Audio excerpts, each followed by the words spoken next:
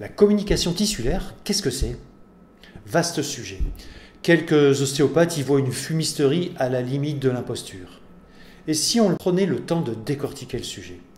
La communication, c'est quoi?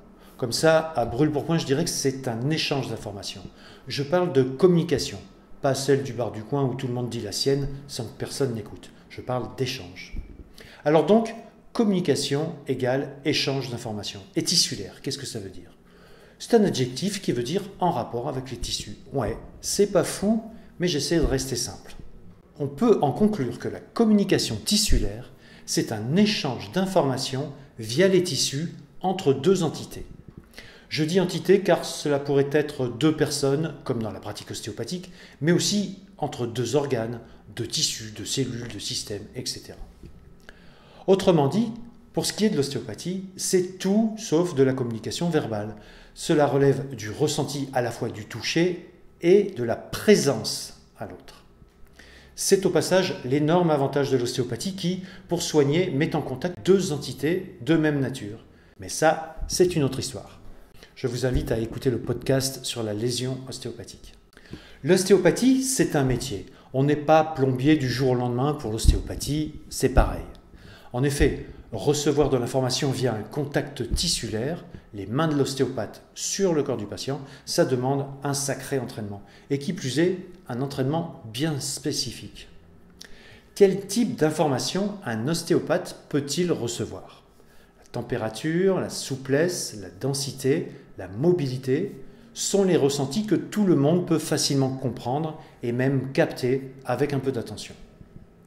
L'ostéopathe, lui, peut projeter sa connaissance de l'anatomie mentalement dans sa palpation.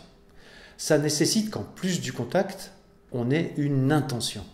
Je projette ma connaissance de l'anatomie avec, par exemple, l'intention de déceler des différences entre cette connaissance anatomique et ce que je ressens sous mes mains. C'est ce que tous les ostéopathes font. Donc, tous les ostéopathes pratiquent la communication tissulaire. Alors, vous avez peut-être remarqué que j'ai parlé de présence, d'attention et d'intention. La communication tissulaire est quelque chose de naturel. Elle fait partie du vivant pour qui elle est essentielle. Nous venons de voir qu'elle relève de plusieurs paramètres. Eh bien, figurez-vous que dans la pratique tissulaire de l'ostéopathie, ce sont ces paramètres que nous allons éduquer. Présence, attention et intention. Car ces paramètres sont à l'origine de ce qu'on appelle l'intuition.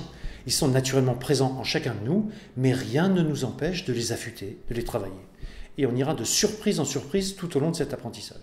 Tout ceci nous amènera à aborder facilement le champ crânien, le champ viscéral et surtout le champ émotionnel dans la pratique ostéopathique. Car, encore une fois, rien ne nous empêche, lors du travail sur l'intention, d'explorer le volet émotionnel. Cela nous permet de constater, avec notre écoute tissulaire développée, si l'émotion provoque des changements, des mobilités ou des restrictions tissulaires par exemple. Aussi bien que nous comparons nos connaissances anatomiques avec notre ressenti provenant du patient, nous allons pouvoir comparer nos propres réactions émotionnelles à celles du patient. Ce phénomène de synchronisation physique peut s'exporter dans le domaine psychique. Ça s'appelle l'empathie, réaction naturelle qui nous permet de vivre en société, et encore une fois, rien ne nous empêche de l'éduquer, de la travailler, afin d'affiner nos ressentis. L'ostéopathe devient alors un professionnel efficace de la libération du mouvement physique qui dépend d'une liberté psychique. Je ne résiste pas à l'occasion de remercier M. Pierre Tricot qui est à l'origine de la systématisation de la pratique ostéopathique. Il était grand temps qu'un peu de clarté et de rigueur pointent le bout de son nez dans nos pratiques. En plus du monde objectif, Pierre Tricot rend le monde subjectif avec lequel tout le monde vit et réagit, présent dans nos pratiques. Et ça mérite une grande ovation.